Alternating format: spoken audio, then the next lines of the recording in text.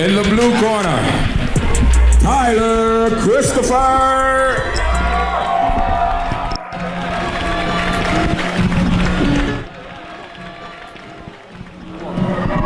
That's what I know, but here's Tyler Christopher, and he's everything that's good about young Bermuda. He's positive, works hard, and he's focused on pursuing his interests and his purpose. Good luck to you, Tyler. Congrats, Chairman Canada, as well, Steve Wilshire. This is going to be a challenge. This is an experienced fighter that Tyler's going up against. Yes. Tyler's going to need his speed. That's one of his strengths. Usually has real good movement. So he's going to have to fight one of his best fights. Right now. Looking at this opponent there, who's very, very oiled machine, and Steve Richard. Again, 3 rounds for 3 minutes. Fighters to the center, please.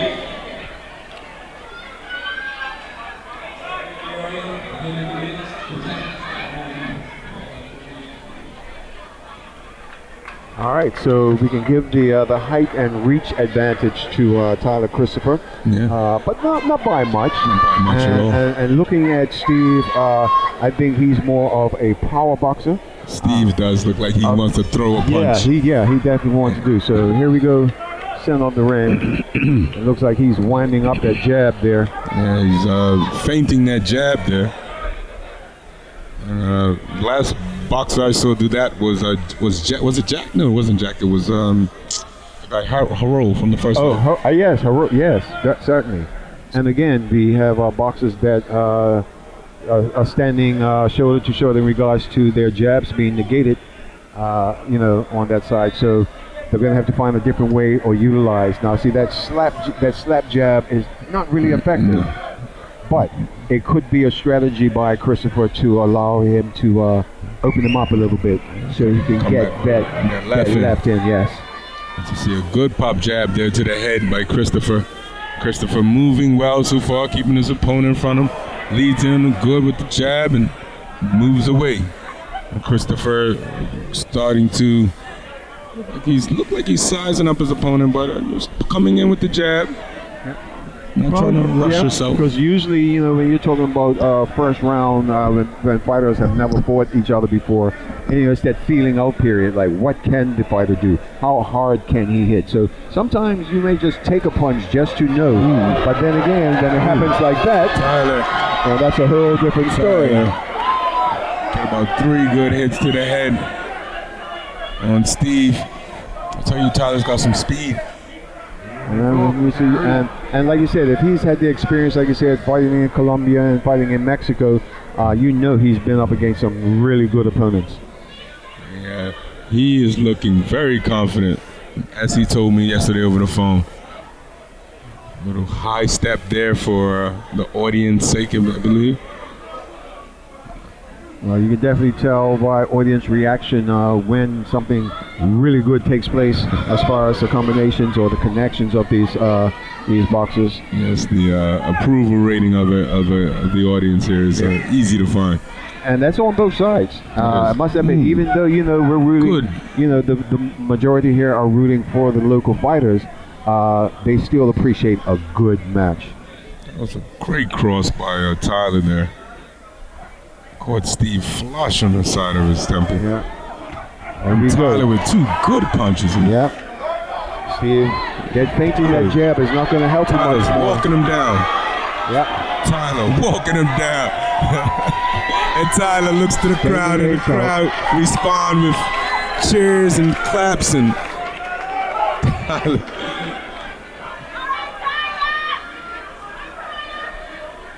Stay in the fight. That's what you have to do. You have to stay in the fight till it's over. So because of that standing 8 count, Christopher is leading, I will say for now, this first round. Till that bell rings, still no decision on who's won, and 10 seconds to go. So evasive, I'm finding Tyler, and Steve is finding him as well. Yeah. Well, in this case, not finding him. It's almost like a goat, and there it is. Yeah, you're going to need a GPS locator to get a hit on Tyler. No. He is looking like he's sharp, razor's edge style. Ladies and gentlemen, that's first round. Who you giving that one to, Magic? Oh, well, it definitely goes to Christopher because of the standing 8 count. For sure. Yep. For sure. No, without a doubt. And I would say, taking that out, he would still have won that round.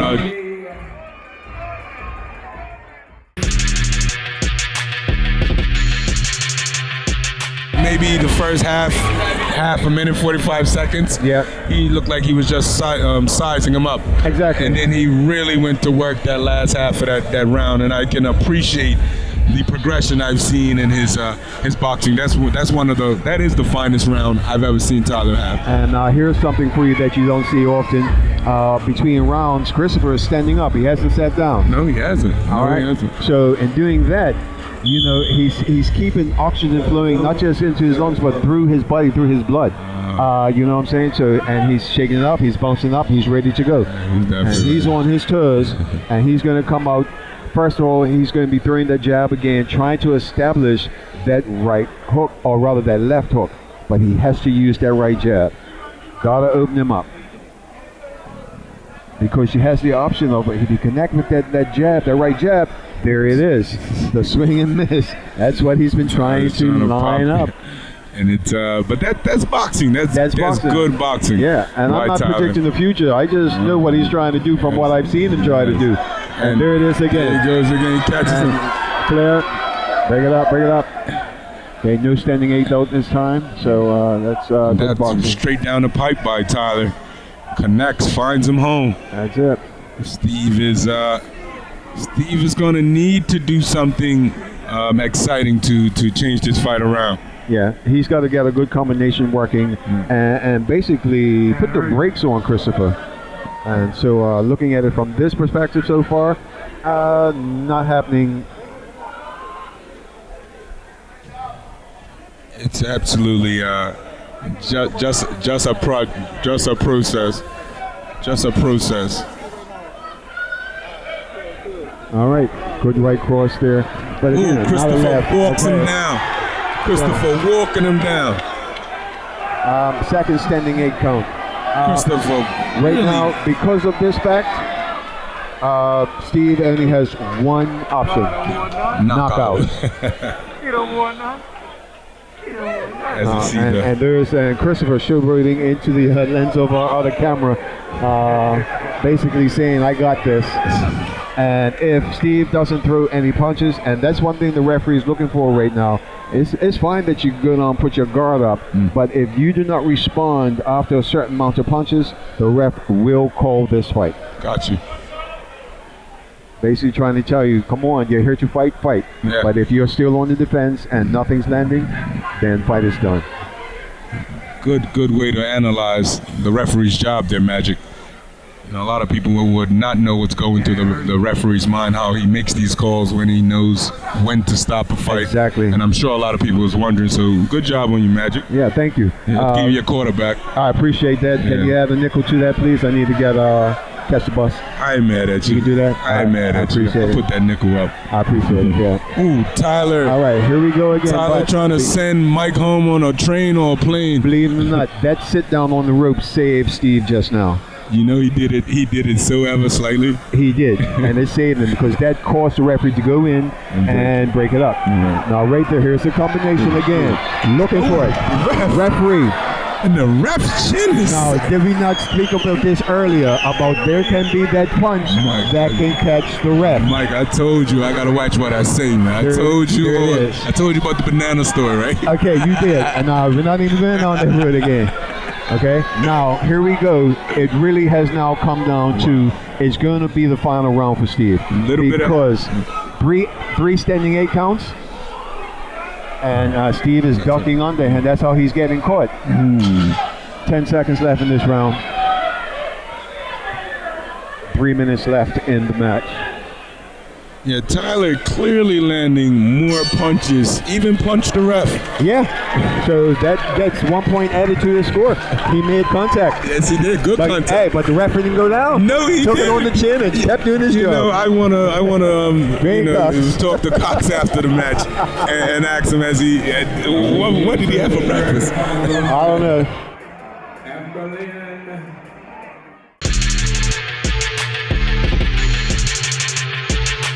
I think it's all part of watching his son perform his martial arts skills, because you know his son is very well versed in Kung Fu.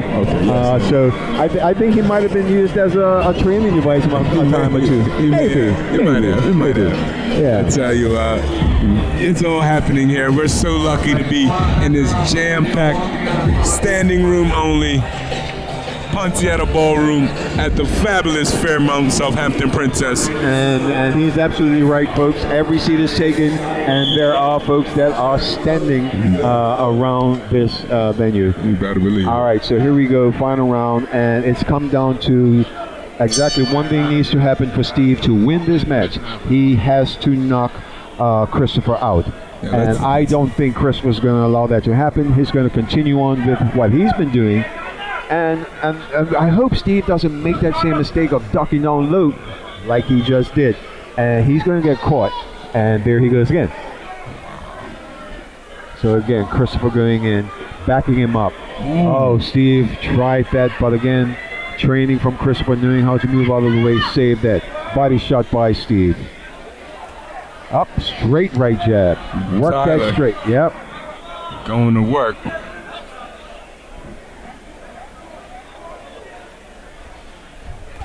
Ooh, Steve I gotta give kudos to this guy for still standing. He's taken a lot of punches by Tyler, and he's still on his feet. So you know you can't have a fight by yourself. No, sir. So just giving credit to where credit's due there. Yep, most definitely. And again, Steve is still coming forward, and he's still staying true to what he started out with. He's working that jab.